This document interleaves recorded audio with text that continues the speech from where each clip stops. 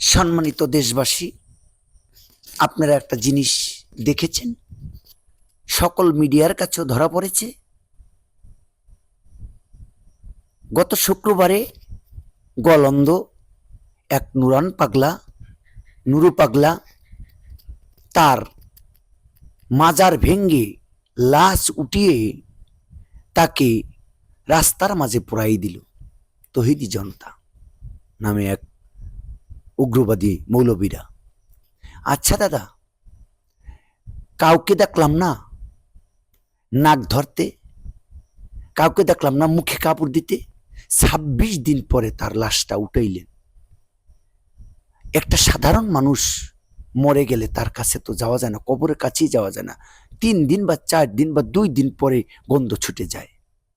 তাই তাকে তো নাক ধরতে দেখলাম না, নাকে কাপড় দিতে দেখলাম না।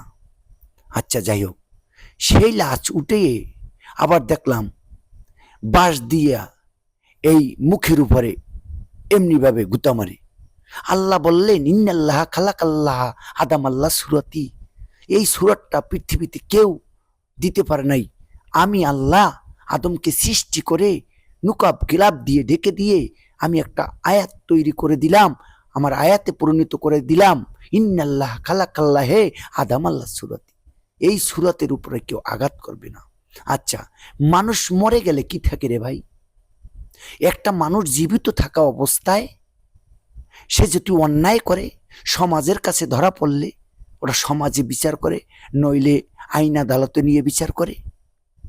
একটা মানুষ মরে গেলে কি থাকে বলেন তো? সে কি অন্যায় করেছিল দুনিয়াতে?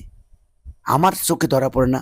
ফকিরেরা মার খায়, কাউকে মাইর দেয় না। এই সুফিবাদেরা যারা আছে তারা মার খায়, মাইর দেয় না। হয়তো একজন আর আকীদা একরকম থাকতে পারে। মূলত মানুষ তার কর্ম ভালো থাকতে হবে, সে যেন কোনো অন্যায় অত্যাচার অবিচার দুনিয়াতে না করে।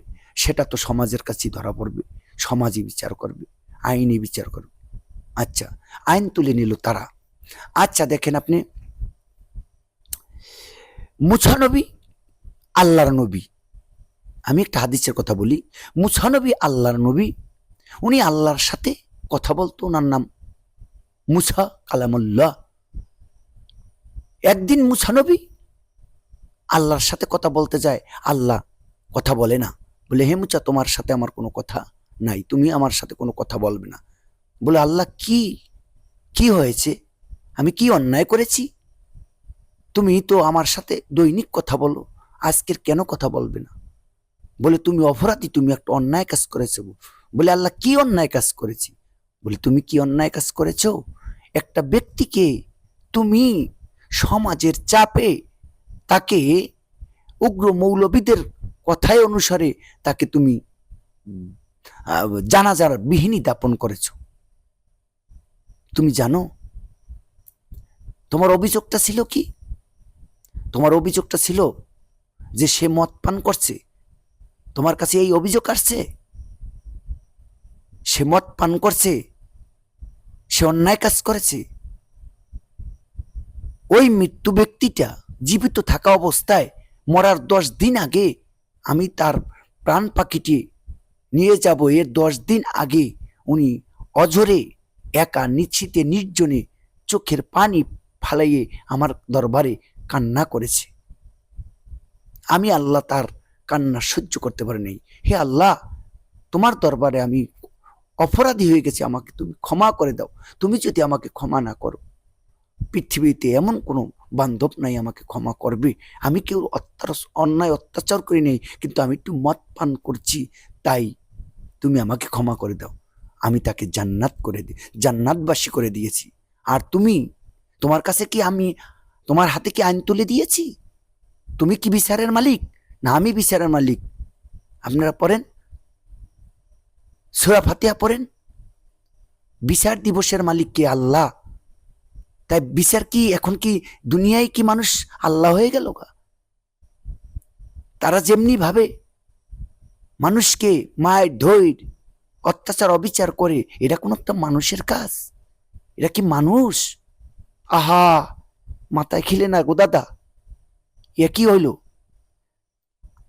আল্লাহর আইন, আল্লাহর কাজ, হাতে তুলে নেয়, ওটা যা মানুষ মরার পরে তার রুহুটা, তার বাতাসটা আল্লাহ কোন জায়গায় নিয়ে যায়, তাকে কি শাস্তি দেয়, সে কি কাজ করেছে, সে আল্লাহ অন্তর্যামী, সে আল্লাহ বিচার করবে।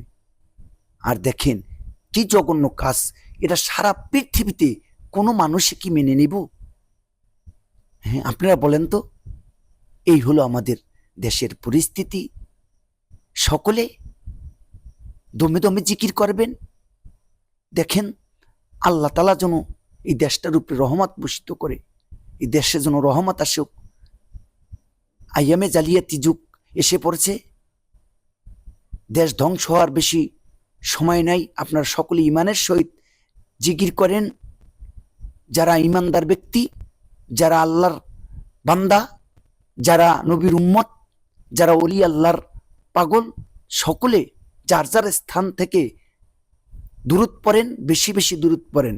যে কাজটা করেছে ওদিন ছিলেন, কিন্তু এই মাসটা আউয়াল মাস, এই মাসটা কি রবিউল আউয়াল মাস।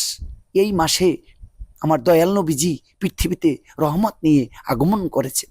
আর এই মাসে তারা মিলাত নাই, কিয়াম নাই, দুরূদ নাই, নবীর নূর মানে না, নবী মানে না, নবী হাজির নাজির মানে না। একই একই দেখাইলাম আল্লাহ, কি দেখাইলা গো আল্লাহ? জানি না, জানি না। তুমি জানো, তুমি বিচারের মালিক, তুমি আল্লাহ বিচারের মালিক। তুমি হেফাজত করো, তোমার কোরআনকে হেফাজত করো, তোমার কিতাবকে হেফাজত করো মালিক, তুমি মানুষকে হেফাজত করো। ইয়া রাসূলুল্লাহ। সকলে ভালো থাকবেন, সবাই ভালো থাকবেন, সকলে সকলের জন্য দোয়া করবেন।